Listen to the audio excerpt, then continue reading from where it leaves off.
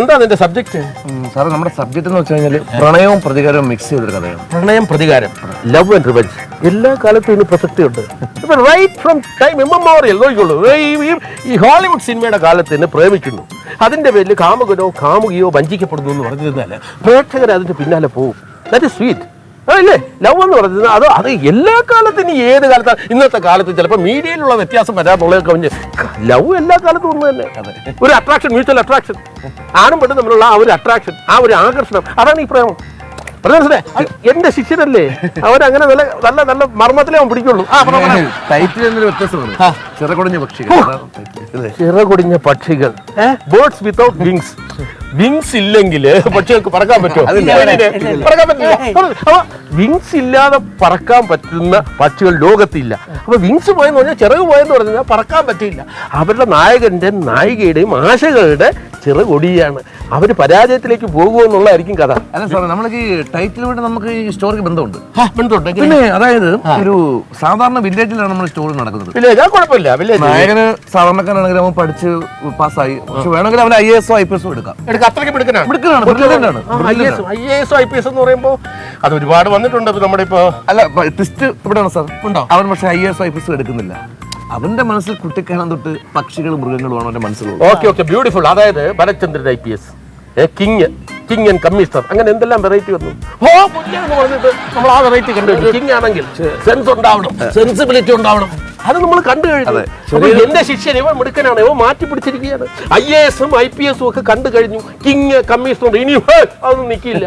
അതുകൊണ്ട് മാറ്റി പിടിക്കുന്നു. എങ്ങനെ ബ്യൂട്ടിഫുൾ.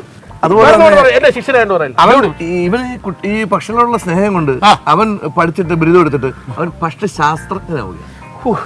ഒരു ഐഡിയ നോക്കുന്നത് പക്ഷിശാസ്ത്രജ്ഞൻ എന്ന് പറഞ്ഞാൽ വളരെ ബ്യൂട്ടിഫുൾ കേട്ടോ. ഇവിടെ എന്താണ് നീ ഇന്ന് എടുക്കാൻ പോകുന്നത്? വർഷങ്ങൾക്ക് മുമ്പ് ഭാഗ്യമുദ്രയിലും ഇതേപോലുള്ള എത്രയെത്ര പടങ്ങളിലും ഞാൻ എടുത്തിട്ടുണ്ട് ഇവിടെ വെച്ച് പാട്ട് സീൻ. ഇനി ഈ രീതിയിൽ ഒരു പാട്ട് സീൻ എടുത്താൽ നിൽക്കുമോ? ഞാൻ ചോദിക്കട്ടെ, ഞാൻ അറിയാഞ്ഞിട്ട് ചോദിക്കുകയാണ്. കറുത്ത കൈ, മായാവി, ഇതൊക്കെ ഇവിടെ വെച്ചെടുത്തതാണ്. അതാണ് സാർ. പക്ഷേ നമുക്ക് ഇവിടെ നല്ല ലൊക്കേഷൻ അല്ലേ സാറേ? ലൊക്കേഷൻ ആണെങ്കിൽ റിച്ച്നെസ് വേണ്ടേ ഡിക്രു? സാറേ റിച്ച്നെസ് ഒക്കെ ഉണ്ട്. എങ്ങനെ സാറേ? അതായത് ബാക്കി നമ്മൾ മൊത്തം ഗ്രാഫിക്സിലാണ് കയറ്റുന്നത്. ഗ്രാഫിക്സ് ഉണ്ടല്ലോ, പിന്നെ റിച്ച്നെസ് കൂടും. അല്ലടാ? അതെ, നീ ഇത് വെറും ഒരു പശ്ചാത്തലമായിട്ട് മാത്രമേ എടുക്കുന്നുള്ളൂ. അതേ ഉള്ളൂ. ബാക്കി മൊത്തം സോറി ഞാൻ അത്രയും നീ രാജനേക്കാളും ബെറ്റർ ആണല്ലോ, നമ്മുടെ മൗലിയേക്കാളും. ഇത് ഇവിടെ നിന്ന് ഗ്രാഫിക്സ് വെച്ച് കളിക്കുന്നുള്ള എനിക്ക് ആ ഐഡിയ പോയില്ല. ഗ്രാഫിക്സ് ആണ് ഇക്രു, അത് കലക്കിയടാ കേട്ടാ. ഇവിടെ ഇതില് ഗ്രാഫിക്സ് എന്ന് പറയുമ്പോൾ പല സീസണിലുള്ള പല ടൈപ്പ് ഓഫ് ഫ്ലവേഴ്സ് വരും ഇല്ലേ? ഭയങ്കര റിച്ച്നെസ് ആവില്ലേ? ഇവിടെ വേണമെങ്കിൽ ഇവിടെ കൊണ്ട് നിർത്താൻ പറ്റിയ ഒരു സംഭവം ഉണ്ടായിരുന്നു ഗ്രാഫിക്സിന്റെ കൂടെ. ഒരു കുതിര, എന്റെ ഒരു കുതിര ഉണ്ടായിരുന്നു. ശരപഞ്ചര സിനിമ നീ കണ്ടിട്ടില്ലേ? കണ്ടിട്ടില്ലേ ശരപഞ്ചര സിനിമ? അതില് ജയൻ ഇങ്ങനെ പിടിച്ച് തടവുന്നില്ലേ? അത് എന്റെ കുതിരയായിരുന്നു. മാധവൻ. കുതിരക്കിടാൻ പറ്റിയ പേരാ മാധവൻ. അങ്ങനെയൊന്നുമില്ല. എന്റെ അമ്മാവന്റെ പേരാണ് മാധവൻ. എനിക്ക് അമ്മാവന് ഭയങ്കര ഇഷ്ടമായിരുന്നു. അതുകൊണ്ട് കുതിരയ്ക്ക് ഞാൻ മാധവൻ എന്ന് പേര്. ഞാൻ ചിലപ്പോ കുതിര അമ്മാവാന്നും വിളിക്കും. അത്രയ്ക്ക് ഇന്റിമേറ്റ് ആണ് ഞാൻ ഈ മാധവൻ തമ്മിൽ. ഈ ജയനുണ്ടല്ലോ, ജയൻ ചെയ്ത ചതി കേൾക്കണോ?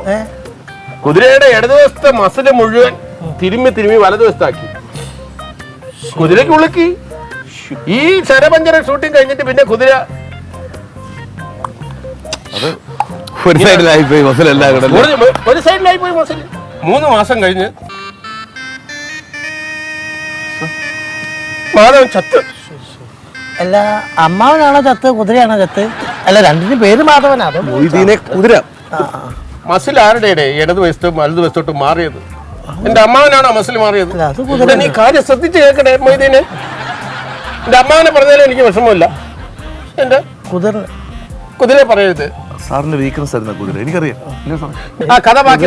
അപ്പൊ പക്ഷിശാസ്ത്രജ്ഞൻ മറ്റേ തലവന്റെ മോളെ പ്രേമിച്ചു. എന്നിട്ട് ബാക്കി പറയടാ. അങ്ങനെ തലവന്റെ മോളെ പ്രേമിച്ചു. പക്ഷെ ഗുണ്ട ഇത് ഒരിക്കലും അദ്ദേഹത്തിന്റെ അച്ഛൻ, അങ്ങനെ പ്രേമിക്കുന്ന പെണ്ണിന്റെ അച്ഛൻ ഈ ഒരു വിവാഹത്തിന് താല്പര്യമില്ല. അങ്ങനെ അതിലൊടുവിൽ സംഘടനം ചെയ്തു. നായകനെ അടിച്ചൊതുക്കി കൊല്ലാറായി പിടിച്ച് കെട്ടുന്ന സമയത്ത് നായിക സൂയിസൈഡ് പോയിന്റിൽ ചെയ്യാൻ പോവാണ്. നായിക ആത്മഹത്യ ചെയ്യാൻ പോവാ. നായിക ഇഷ്ടപ്പെട്ടിട്ട് നായിക പറയണം എനിക്ക് വല്ലാതെ ജീവിക്കാൻ പറ്റില്ല. സൂയിസൈഡ് പോയിന്റിന്റെ മുകളിലോട്ട് നായിക ഓടിക്കയറുന്നു. തൊട്ടുപിറകെ തലവൻ അതാ നമ്മുടെ നായകന്റെ അച്ഛൻ നായികയുടെ അച്ഛൻ ആ തോക്കുപാട്ട് ഓടിച്ചെല്ലുന്നു. അപ്പൊ ഞാനിതോടെ ചത്തുകളെന്ന് പറയുമ്പോ ലാസ്റ്റ് തോക്ക് വലിച്ചെറിയുന്നു. ഈ തോക്ക് വലിച്ചെറിഞ്ഞിട്ട് എങ്ങനെ നമ്മുടെ ഇതിലേക്ക് പറയണം അല്ലേ? തോക്ക് വലിച്ചെറിയുമ്പോഴുള്ള ഏറ്റവും വലിയ ഇതെന്ന് പറഞ്ഞു കഴിഞ്ഞാൽ നായകൻ ഇത് കണ്ടോണ്ടിരിക്കുകയാണ്. നായകന്റെ ഈ വില കൂടി 2 പക്ഷികൾ കയ്യിലുണ്ട്. പുള്ളി ഈ ജംഗിളിൽ പോയിട്ട് കൊണ്ടുപോകുന്ന പക്ഷികൾ ഈ തോക്ക് വലിച്ചെറിഞ്ഞ പക്ഷിയുടെ ഈ ചിറകിൽ കൊള്ളുക. ഞാൻ മുമ്പേ പറഞ്ഞല്ലോ ഈ പക്ഷിയിൽ ഫ്രീസ് ചെയ്യുവാണെന്ന്, നായികയെ കാണിക്കുന്നില്ലല്ലോ. അപ്പൊ ഇത് ജനങ്ങളുടെ മനസ്സിൽ സസ്പെൻസ് ഉണ്ടാവും, നായികയ്ക്ക് എന്ത് പറ്റി. അത് നമുക്ക് സെക്കൻഡ് പാർട്ടായിട്ട് അടുത്തൊരു പടം എടുത്തു. നീ ആദ്യമേ പാർട്ട് 2 ആണ് ചിന്തിക്കുന്നത്.